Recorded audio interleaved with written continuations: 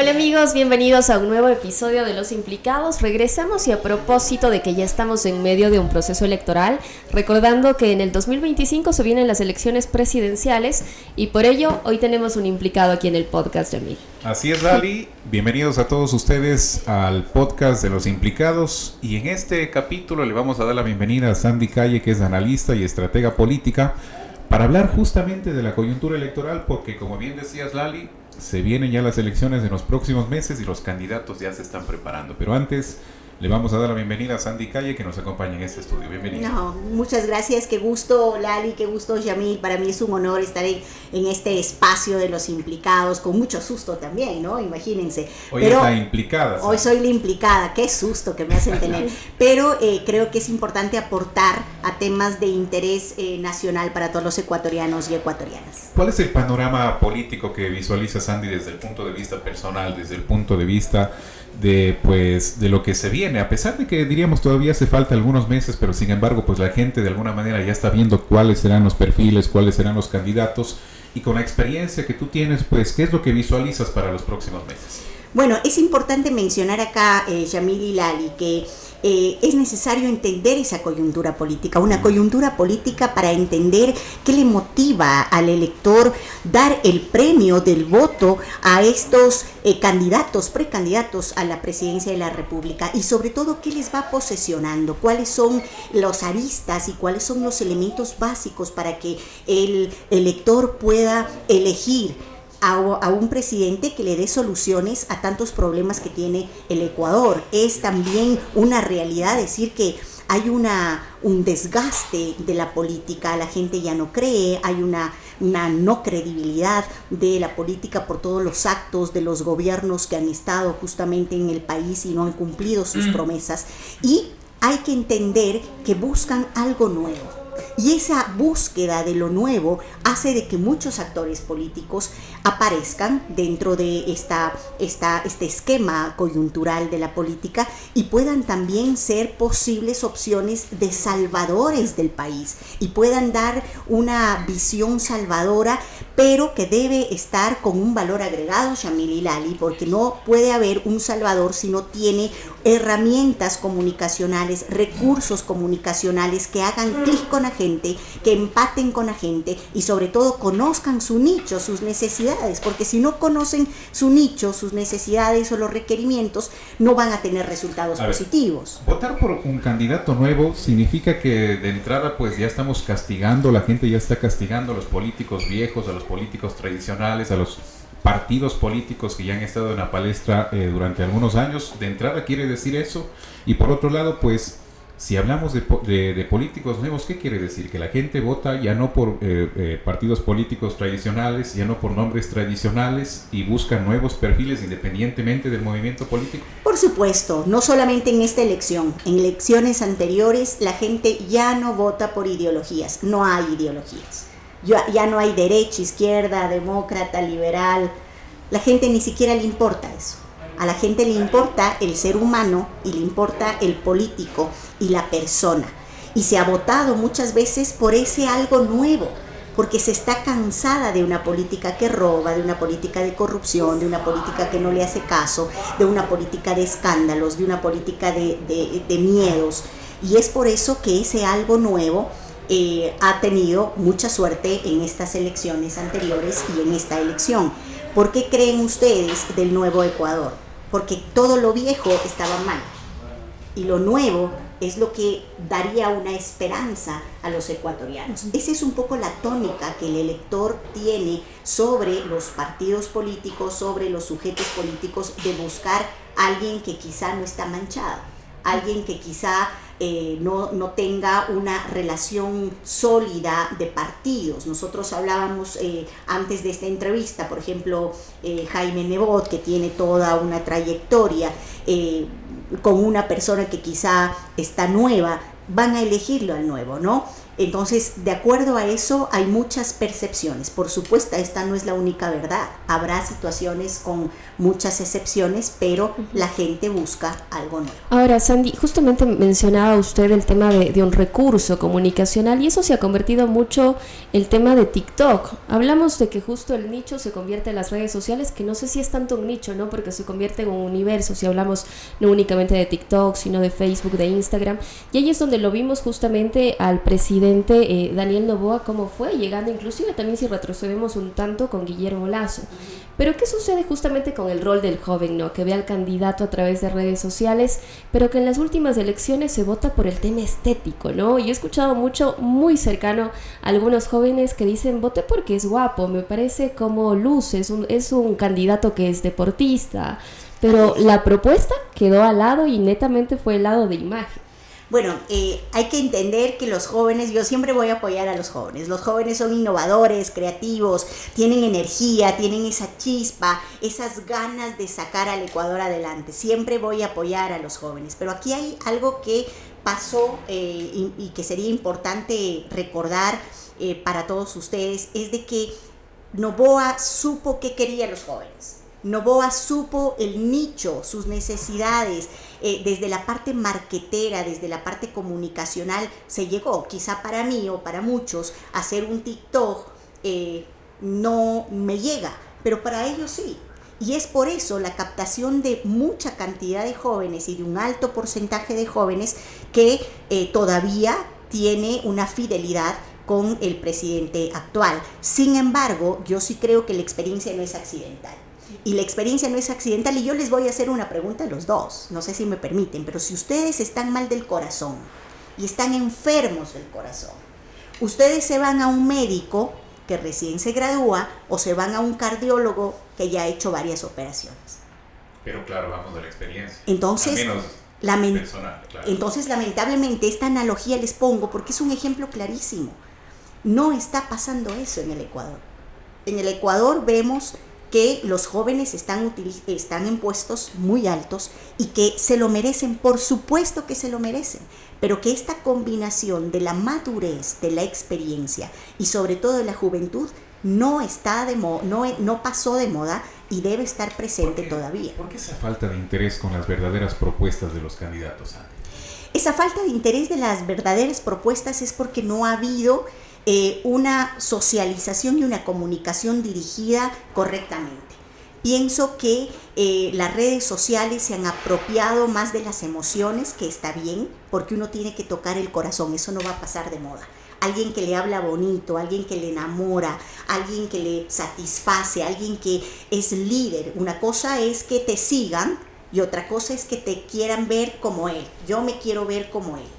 Y eso pasa mucho en las elecciones. En las elecciones generalmente no son los seguidores, sino es esa imagen que se proyecta en mí. Yo me veo en él. Sí, recuerda lo que decía César Ricaurte, el concejal de Quito. Él decía en las anteriores elecciones que, refiriéndose a determinado grupo de electores, que son cojudos. Los ecuatorianos en realidad somos cojudos porque no revisamos las propuestas de los candidatos y votamos por esas emociones. No, yo no creo que los ecuatorianos son cojudos. Los ecuatorianos a veces nos ponemos ciegos y a veces no abrimos nuestro espectro en el verdadero problema que tiene el Ecuador. Los planteamientos económicos, sociales, tecnológicos, el tema, por ejemplo, de aprovechar los recursos naturales como el petróleo, que casi nadie ha hablado, obviamente, de eso. Entonces, es una riqueza importante y natural, es importante. Así que sí creo que es necesario comprender un poco qué es lo que nos está pasando, porque yo no me involucro en la política. El involucramiento en la política no es hacer TikToks. El involucramiento en la política es también, obviamente, tener una innovación, pero centrarnos en las cosas que realmente afectan al país, como en el tema de la seguridad, por ejemplo, ¿no? Y es por eso que ahora los jóvenes tienen todo el apoyo y van a seguir teniendo todo el apoyo, pero le falta, es como una mesa, si tienes las tres patas te falta la otra, y es la experiencia. Bien, ahora, ¿quiénes ponen candidatos aquí en Ecuador? Ese 40% más o menos que representan los jóvenes en el país, o ese 60% de adultos y de adultos mayores, que también es un nicho fuerte? ¿Quiénes ponen candidatos? A ver, dar un pronóstico para mí... ¿Quiénes ponen presidentes, más bien sería lo que... No, a ver, presidentes, los ciudadanos son los responsables de poner a la gente. Dice que aparece la corrupción cuando yo acepto un puesto donde no estoy capacitado de hacerlo. Eso es importante. Entonces, aquí los ciudadanos son los responsables de poner a los presidentes. Hay un nicho en estos momentos, en los actuales momentos, que no se ha tomado en cuenta, que son aquellos adultos mayores que dieron la vida por nosotros y que no están tomados en cuenta y que se han visto desplazados y que ahora todos son los jóvenes y se ha visto como una brecha que no debería existir, sino es una familia que debería, es como un matrimonio. Esto necesitamos tener una integralidad. Para mí, todos estos dos segmentos ponen presidentes, pero sí es verdad que aquí los indecisos, en la última semana o en las 2 semanas antes de la elección, ponen presidentes. Los indecisos ponen ¿Quiénes presidentes. son los indecisos? ¿Los adultos mayores, los jóvenes? Hay una gran variedad, Yamil, hay una gran variedad porque se ha polarizado tanto el tema político y el tema de candidatos que ya los segmentos, y ahí viene el problema, los candidatos ya no saben a qué nicho apostar. Los candidatos no investigan las necesidades de los nichos. Los candidatos no saben qué le emociona a su nicho y tiran obviamente a todos los segmentos y se fragmenta el voto. Eso es lo que está pasando en estos momentos. Sin embargo, sí creo que hay un segmento que no está siendo atendido, como es el de los adultos mayores, y que podría ser algo muy fuerte y potente para tener resultados positivos. Obviamente, los jóvenes apuestan también a eso y en estos momentos la mayoría de los jóvenes tiene todavía una fidelidad con el presidente actual. Sin embargo, un 10% está decepcionado. Y es como cuando nosotros rompemos con el novio o usted rompe con su novia y la decepción a veces puede hacer de que regrese o no regrese con él. Y esa es la indecisión que puede estar creciendo en estos momentos. Sandy, justamente hay ese juego de emociones en este momento, ¿no? Y decía justo esto se involucra mucho en el tema ya de la campaña electoral. Y hay varias emociones. Hay la emoción esta del dolor porque quizás un familiar falleció, porque no hay una buena atención en el sistema de salud pública.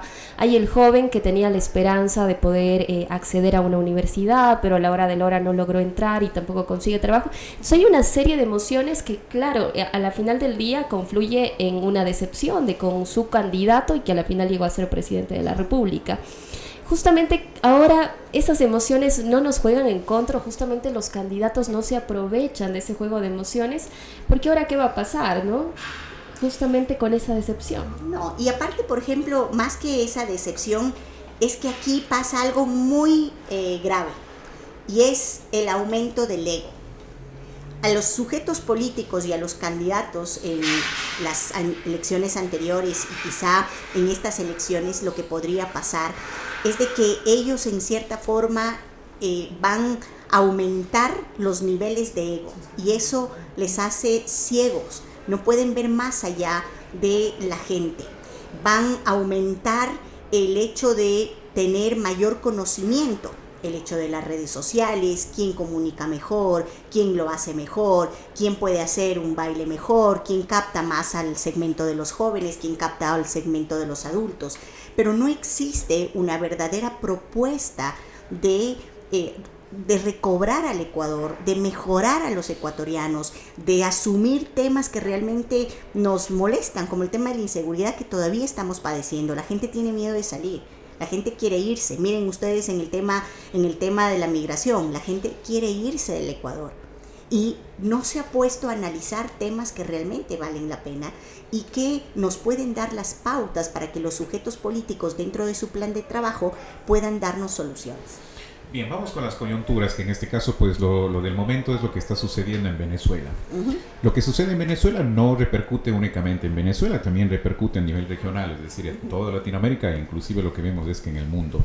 Pero en el ámbito político ¿lo que actualmente sucede en Venezuela tiene una repercusión para las próximas elecciones en Ecuador? Y si es así, ¿quiénes se benefician y quiénes se perjudican? A ver, todo tiene correlación. La coyuntura política no solamente es nacional, la coyuntura política es internacional y se ha visto un desgastamiento del socialismo muy grande. Se ha visto también un aumento también y un desgaste de la parte de la derecha, es decir, ahorita existe una difusión entre estas dos tendencias muy fuertes en todo el mundo y por supuesto a nadie les gusta que nos trunquen la libertad. Todo lo acontecido en el tema de Venezuela y los problemas que están pasando nuestros hermanos venezolanos, y más bien aprovechamos para solidarizarnos con ellos, es importante. Por supuesto que en el tema, por ejemplo, del correísmo en nuestro país, si bien es cierto tiene un voto duro muy fuerte todavía, pero ha ido menoscabando la presencia de un líder que por años ha sido fuerte, como es Rafael Correa, y que tiene una desventaja, que él al no estar en el país no hay una consolidación de los verdaderos problemas que tiene este país. Entonces, por supuesto, la imagen internacional y los problemas internacionales de una tendencia, sea socialismo o sea el tema de la derecha, podrían afectar en cierta forma. Sin embargo, pienso que esa afección no es total, porque la realidad es lo que se vive en este país y lo que sienten los ecuatorianos de los momentos actuales y de las necesidades que están requiriendo. Diferentes analistas a nivel internacional han dicho que hay la posibilidad de que se venga una nueva ola migratoria de venezolanos a varios países de Latinoamérica. En vista de eso, el discurso de los candidatos para las próximas elecciones tiene que ser bloquear el ingreso de los venezolanos en su discurso, o en su discurso permitir el ingreso de venezolanos. ¿Qué capta más votos? Porque seguramente eso se verá también en las elecciones. No solamente en el Ecuador, en el mundo entero, la migración y la aplicación de venezolanos a los países ha sido un porcentaje muy alto. Tuve la oportunidad de estar en Estados Unidos unos días antes de estar acá en Cuenca y básicamente vimos cómo ha aumentado el tema de los venezolanos y el tema de los ecuatorianos y nos ponen como en la misma par en el tema de los Estados Unidos. Y lamentablemente esa mala fama y esa imagen negativa no es una suposición, es una realidad la que está pasando. El tema de la violencia, el tema de los robos, lo asocian muchísimo al tema de nuestros hermanos venezolanos y ecuatorianos, que no queremos decir que ellos son, no, pero hay una imagen, por supuesto, que está afectando. Los candidatos deberían analizar mucho el tema.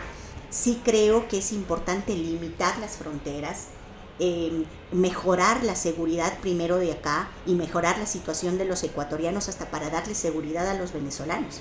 Si nosotros seguimos recibiendo a los venezolanos, no hacemos lo uno ni lo otro. Esto es muy delicado y es una parte también donde entra también derechos humanos, porque todo el mundo tiene derecho, pero sin embargo yo creo que las autoridades deberían pensar más en el Ecuador y deberían pensar en los problemas que nosotros tenemos para poder acoger no solamente a venezolanos, sino a todos los que quieran venir a nuestro país. Ahora, Sandy, justo esa forma de gobernar que ha tenido Maduro y que es muy criticable a nivel internacional, siempre ha tenido un valor de peso negativo sobre el correísmo, pero siempre hemos visto que no han tratado de mantenerse ellos al límite de aquellos, porque justamente manejan una visión de izquierda y prácticamente sí se muestran cercanos. Ahora se habla en estos últimos días de generar una alianza de la izquierda, que a la final vimos a varios partidos sí que se reunieron, pero nuevamente comenzó a pesar ciertos aspectos negativos, que ya vemos a Unidad Popular, ya vemos también al Partido Socialista, que trata de marcar distancia. Justamente, ¿cuáles son esos aciertos o desaciertos que ha tenido la campaña de los candidatos de izquierda? Bueno, las tendencias de izquierda ahora se proliferan con también los consensos. Y vean ustedes, inclusive una candidata, que puede ser una próxima porque nada está dicho, una candidata de RC, ha manifestado que ahora es importante hacer consensos con la derecha también, porque hay que pensar en el Ecuador. Y estas alianzas de derecha e izquierda, donde las ideologías ya no se ven, si no se ven el tema de llegar al poder, son importantes. Los candidatos deben asegurar ganar la primera vuelta. Y para ganar esa primera vuelta, independientemente sea uno u otro candidato, deberá hacer alianzas. Y esas alianzas no se van a limitar solamente a la izquierda. Puede que exista también una mezcla de la derecha. Miren ustedes lo que pasa con Noboa y lo que pasó con Noboa. Tuvieron que hacer consensos con muchas personas y que ahora están peleados.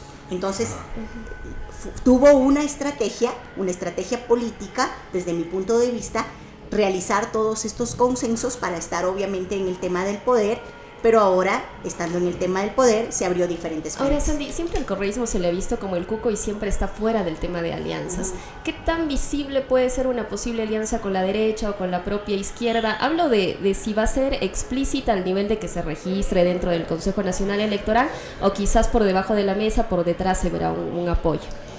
En política todo es posible y en política se ha visto también tostar los hielos. Y es verdad de que puede haber grandes sorpresas en estas elecciones del 2025. Y esas propuestas que no los puedo decir en estos momentos porque es simplemente rumores y nosotros no vamos a caer en los rumores, es de que puede haber una alianza interesante entre gente que era de derecha y gente de izquierda. Se lo puede dar. Sin embargo, ¿cómo eso lo ve los ciudadanos? ¿Cómo le ve la gente para dar el voto? Puede que no sea favorable porque a la final van a seguir siendo un producto de un poder que quieran simplemente llegar al poder con las alianzas y quizá la gente no le va a dar el voto a esas circunstancias. Ahora, hablamos de alianzas de la izquierda, pero ¿qué pasa con las alianzas del oficialismo en este momento? ¿Qué pasa con Daniel Noboa? ¿Con quién puede irse? Porque en este momento prácticamente lo vemos solo, ya no vemos que tiene esa alianza legislativa también dentro de la Asamblea. A ver, Noboa es una persona muy inteligente. Noboa no es tonto, es una persona muy inteligente que tiene estrategias muy grandes y que sabe su público objetivo, qué es lo que quiere, los jóvenes. Sin embargo, el desgaste y tantas cortinas de humo que hemos visto con el tema del alza de la gasolina, con el tema también de los productos, todo esto le va a afectar muchísimo al gobierno.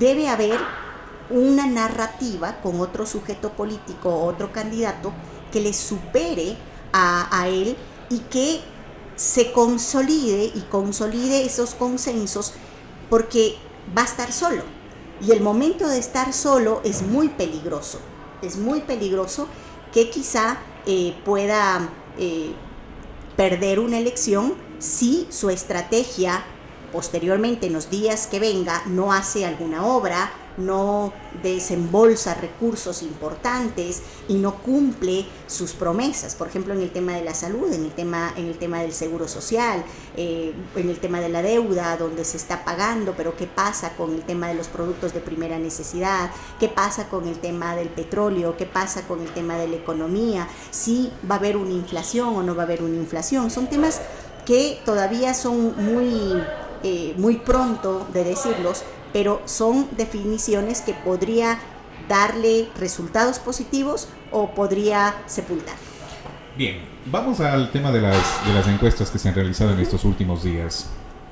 Diríamos, hay encuestas serias y hay encuestas que no son tan serias, y en esas encuestas serias o no tan serias le ponen a el presidente Noboa con una posibilidad o una credibilidad, o inclusive podemos traducir eso a una intención de voto del 56% neto con corte a julio del 2024. Esa captación de... Es de Comunica, ¿verdad? Exactamente. Es de Comunica, okay. Sí, esa captación, ese sondeo que se hace en las calles del país, diríamos en principio, ¿es lo que pertenece a la realidad o no, Sandy? Las encuestas no han sido reales. Realmente las encuestas han perdido una credibilidad muy grande, no solamente porque estas encuestas se lo realiza personalmente o se lo realiza virtualmente, sino porque muchas de las personas que son encuestadas no dicen su verdadera opinión. En estos momentos, si la encuesta que se refiere usted, Yamil, por supuesto podría dar un pronóstico en estos momentos, pero que diga que es una tendencia, no lo creo. Las encuestas no sirven hasta que unos 2 semanas o una semana luego de las elecciones. Para mí realmente es muy apresurado decir esto. Que podría marcar una tendencia, creo que no. El aparataje comunicacional y de gobierno lo tiene Noboa, por supuesto, y eso es un valor agregado, y ese es un valor agregado que los otros candidatos no lo tienen. Quizá por eso está obviamente en el primer puesto, pero es muy, muy pronto decir que él tenga el 56% de aceptación. Lo dudo mucho. Ya, ahora, en el imaginario que actualmente tiene la gente, y insisto, desde un punto de vista personal de Sandy Calle, ¿ves que el imaginario de la gente está o tiene una percepción positiva o negativa del presidente Noboa? Vieron, cuando dijeron que me iban a invitar, esta es la pregunta que me hace poner nerviosa. A ver, no, yo creo que ha cometido muchos errores. El presidente ha cometido muchos errores en sus acciones y errores que le van a calar muchísimo en el tema de las elecciones. Sin embargo, eso no significa que él no tenga el apoyo, obviamente, de toda una estructura política como es ADN, y que se está obviamente consensuando en todo el país y ratificando su nicho, que son de los jóvenes, porque eso no hay que olvidar.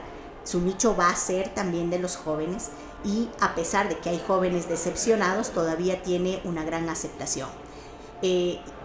La respuesta de eso es de que la gente, con todos los cortinas de humo y con todos los problemas, no ha salido.